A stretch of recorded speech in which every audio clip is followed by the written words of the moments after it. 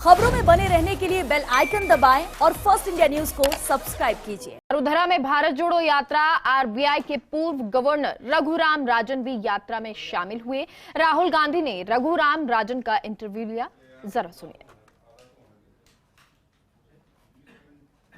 Actually, I've been to Nimrana and the villages around there, which is quite a remarkable development. Yeah.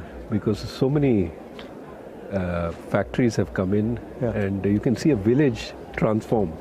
So when we were kids, Papa took us to Nimrana and we'd gone there on a picnic and we got attacked by bees. I think my dad got like 25 or something. Wow. I got, my mother like covered me with a blanket. Acha. I got 9 or something. She was protective. That's good.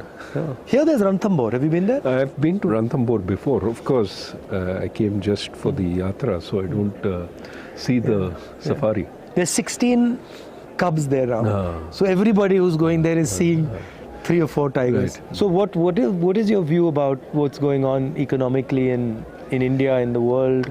Yeah. We were just discussing, Yeah. the United States and China. So the next year is going to be more difficult than this one. Of course, this one had lots of difficulties with the war and all that. But because growth is going to slow in the world more generally, people are raising interest rates, that brings down growth. India is also going to be hit. Indian interest rates have also gone up, but Indian exports have been slowing quite a bit. And India's inflation problem is more a commodity inflation problem, vegetable inflation problem. And that is also going to be negative for growth. So I think that we would be lucky if we do 5% next year.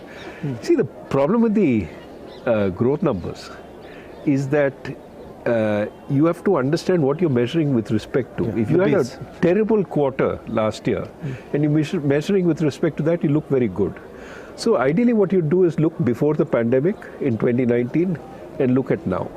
And if you look at 2022 vis-a-vis 2019, it's about 2% a year. That's too low for us. And what do you attribute that to?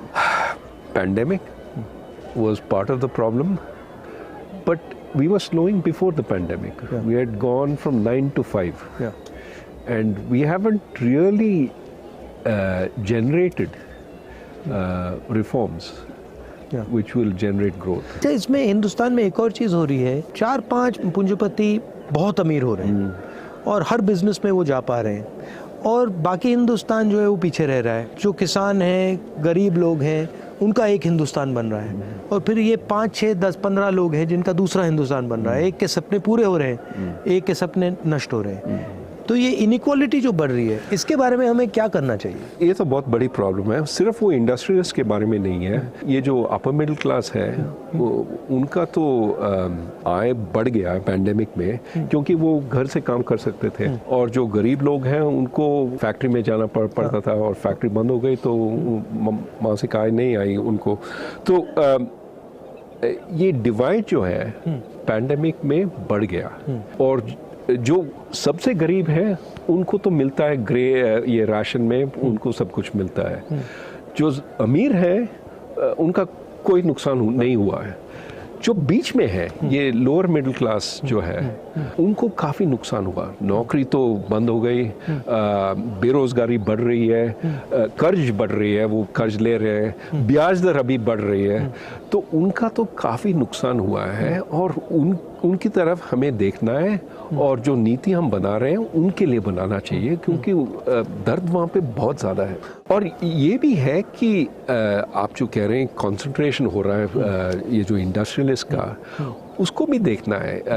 हम capitalism के against नहीं हो सकते हैं, लेकिन competition के लिए हमें लड़ना है। मतलब मोनोपोली के खिलाफ हो सकते हैं। मोनोपोली के खिलाफ हो सकते हैं, लेकिन कैपिटलिज्म तो ये जो छोटे बिजनेसेस हैं वो भी अच्छे हैं देश के लिए, बड़े बिजनेस भी अच्छे हैं, लेकिन मोनोपोली अच्छा नहीं है। रोजगार एग्रीकल्चर सेक्टर से भी मिल सकता है, तो उसमें फूड प्रोसेसिंग है, उसमें कोल्ड चेन है, उसमें फ्रूट्स एंड वेजिटेबल्स का एक्सपोर्ट है, वो सब है। तो सेकंड ग्रीन रेवोल्यूशन भी हो सकता है, आपका कहना है?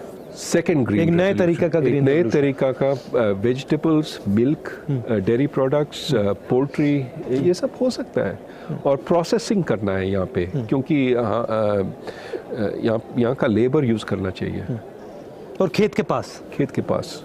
और मेरे ख्याल में उसका भी एक ग्रीन कंपोनेंट है। अगर आप सब ये प्रोसेसिंग खेत के पास करते हैं, जो आप इधर उधर बेच देंगे, उसका वेट भी काफ़ी कम हो जाएगा ना, तो इसलिए एनर्जी कंजम्पशन भी कम हो जाएगा। और अगर हम आगे देखेंगे तो एनर्जी कंजम्पशन तो बहुत ही इम्पोर्टेंट चीज़ है और उसको कम करना चाहिए। और यूएस में क्या हो रहा है? यूएस में और बाकी दुनिया में क्या हो रहा है? अभी वहाँ पे तो महंगाई तो बढ़ रही है काफ़ी ज़्यादा, और महंगाई कम करने में ये जो सेंट्रल बैंक्स हैं वो कोशिश कर रहे हैं, वहाँ का आरबीआई, फेडरल रिजर्व या यूरोपियन सेंट्रल बैंक, और इसलिए ब्याज दर बढ़ा रहे हैं। और उससे तो उत्पादन की गति तो कम हो जाएगी।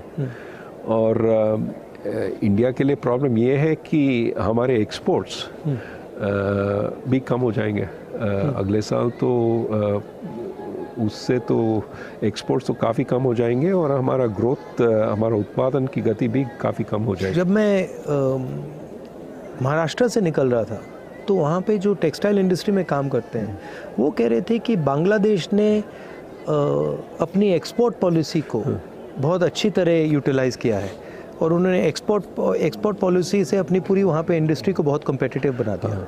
इसके बारे में क्या सोचते हैं? ये हमें करना चाहिए, कैसे करा जा सकता है? एक तो उनका सबसे इम्पोर्टेंट इंडस्ट्री है textiles.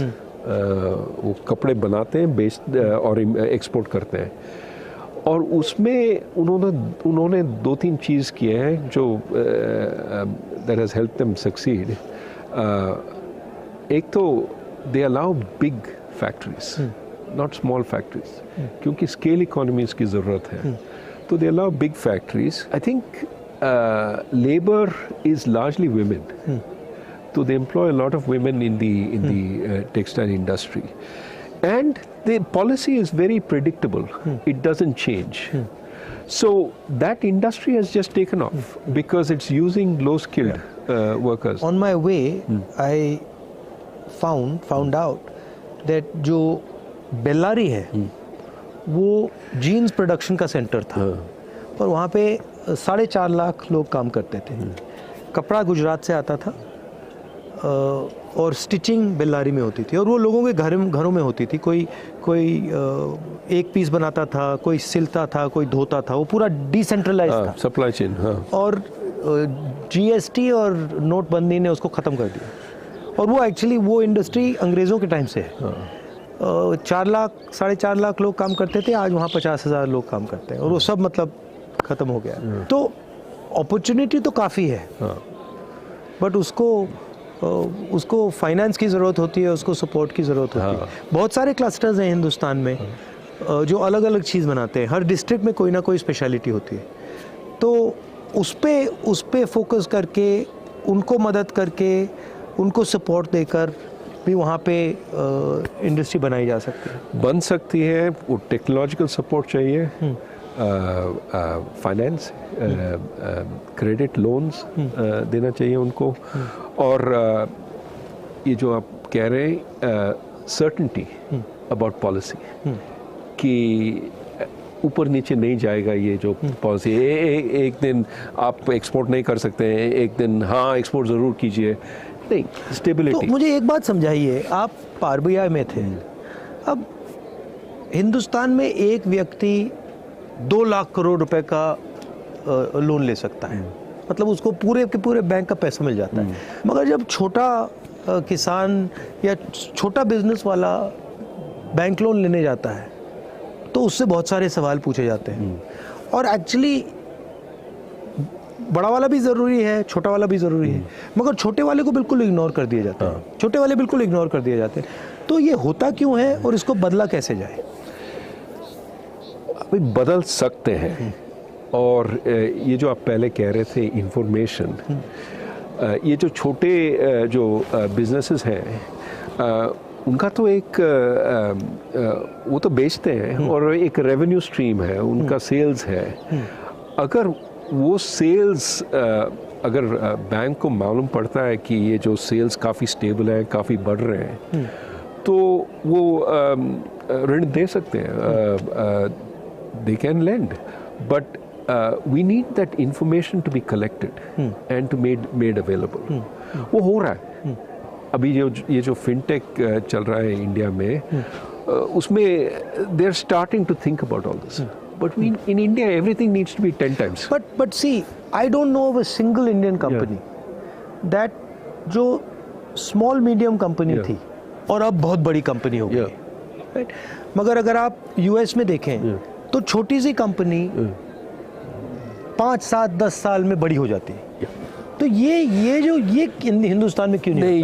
You're absolutely right. Too many of our small firms don't grow big. They die or they stay stop. So why is that not happening? That is needed. You need a path to grow. So here's the problem. They get used to some of the benefits of staying small. वो inspector नहीं आता है, आप GST, आप taxes नहीं देंगे तो कोई आपको ट्रबल नहीं करेगा, तो they stay under the radar screen of the government instead of being helped by the government. What you need is, ठीक है, you stay under the radar screen until you get a business which works. But then once you start growing, I'm going to look at you, but I'm going to help you. I'm not going to just tax you. I'm not going to just make your life miserable with... We need that situation, right? So many of these small businesses get benefits. Now, as soon as they become bigger, we take away those benefits. Right. So there's no incentive to grow bigger. Why not instead say, okay, if you grow bigger, you will have these benefits for 5 years. Yeah. Then they will come off. Yeah. But then by that time you're so big, you don't care. Right. So can we do things like that? So you're saying that to make a transition from a small business to a big business in India, there's a huge cost that has to be sort of managed. Absolutely. Absolutely. And the cost is rent seeking in some way. Today it is largely exactly, rent seeking. Exactly. You see how many... bulletin में